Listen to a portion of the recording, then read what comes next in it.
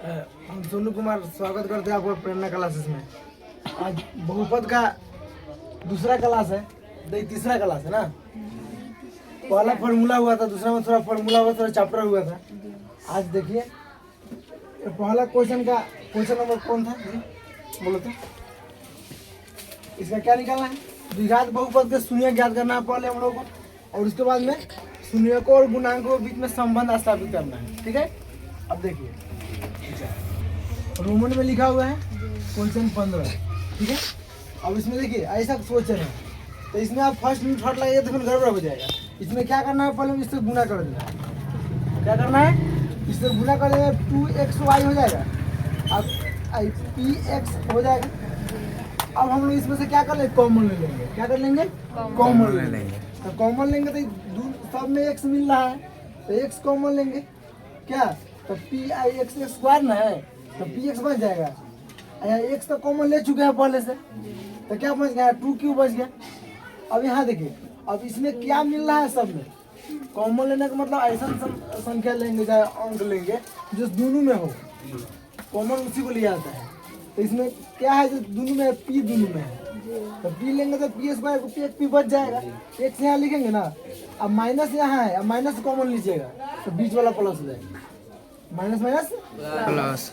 ठीक है, अब 2q बच जाएगा, p तो कॉमन ले लिए आया समझ में। अब ये दोनों को बदले एक लिख लेंगे, इसको और इसको एक जगह लिख लेंगे। अब हमारा गुणनखंड हो गया, गुणनखंड हाजिर है। हमको क्या करना है, इसका शून्यक निकालना है। सेम तरीका से आपको मूल को आएगा निकालने के लिए, तरीका वही रहता है। तो क्या करेंगे, इतना बराबर भी 0 करेंगे, शून्यक निकालने के 0 क्या आता है, एक समान 0 होगा तब ना होगा। अब इतना बराबर 0 तो पहले इसको लाएंगे तो माइनस में हो जाएगा, माने बराबर के इधर कोई अंक प्लस में हो तो इधर जाएगा था माइनस में, बराबर के माइनस में तो प्लस में हो जाता है, इन्हें गुना में है तो बाटा में हो जाता है, इधर जोड़ में है तो घटा में हो जाता है।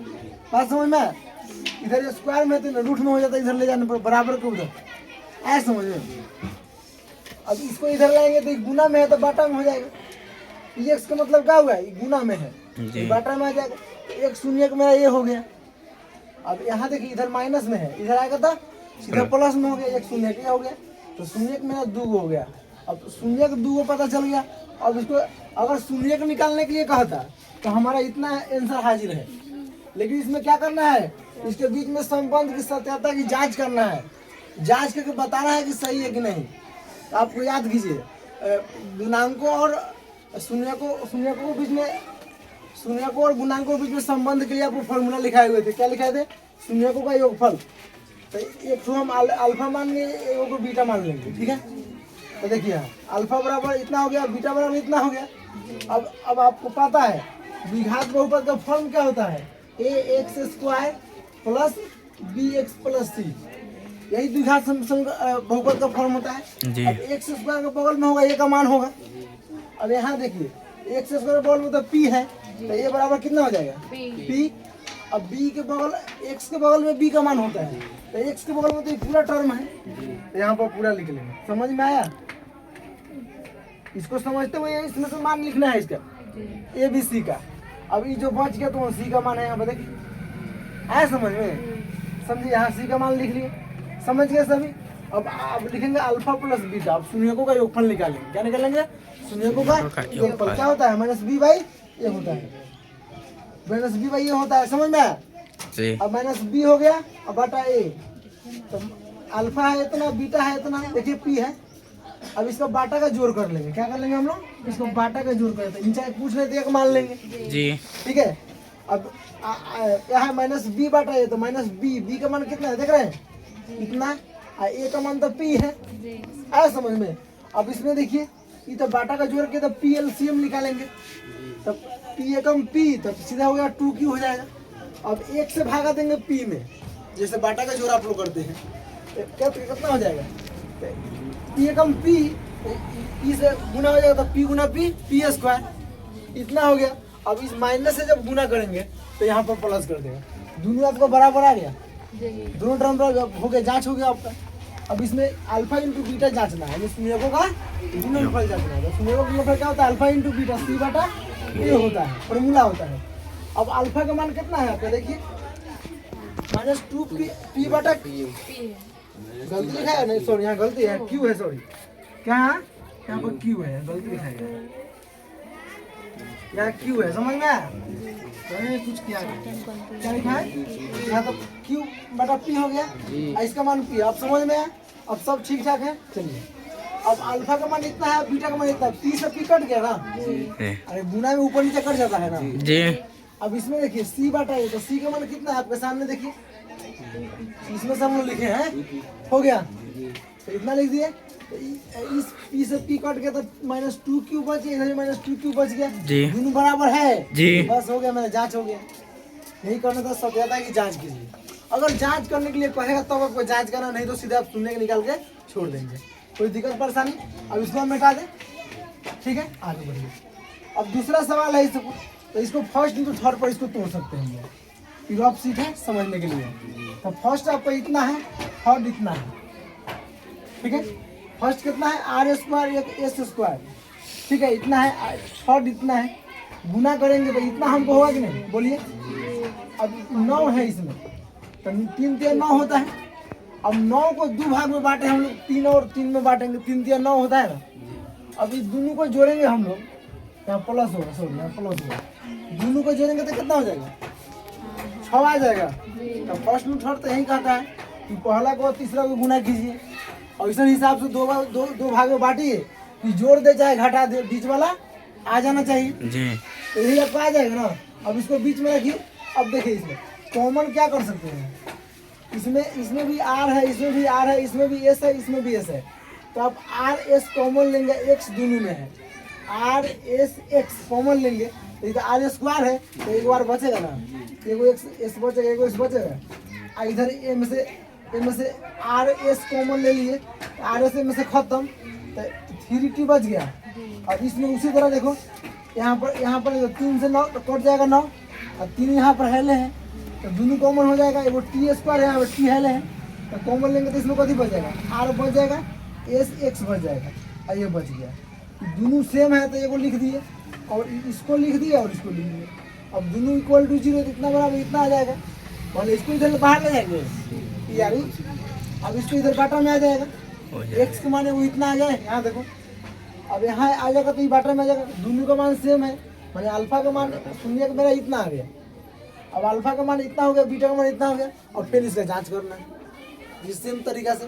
तो जांच करके तो वही क्या करेंगे, अब जांच करने के लिए वही बात क्या याद रखना है, मान लिखना है।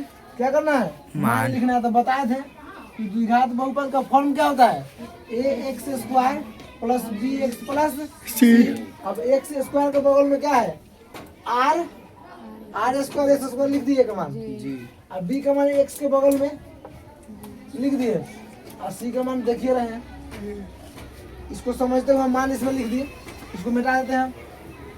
अब हम इसको जांच कर लेते हैं, अल्फा प्लस बीटा निकालेंगे। तो अल्फा का मान वहाँ क्या लिखे थे, इतना, बीटा इतना है। देखिए अगर माइनस माइनस रहे जोड़ दिया जाता है, प्लस प्लस रहे फिर भी जोड़ दिया जाता है, और माइनस माइनस प्लस प्लस तो कट जाता है।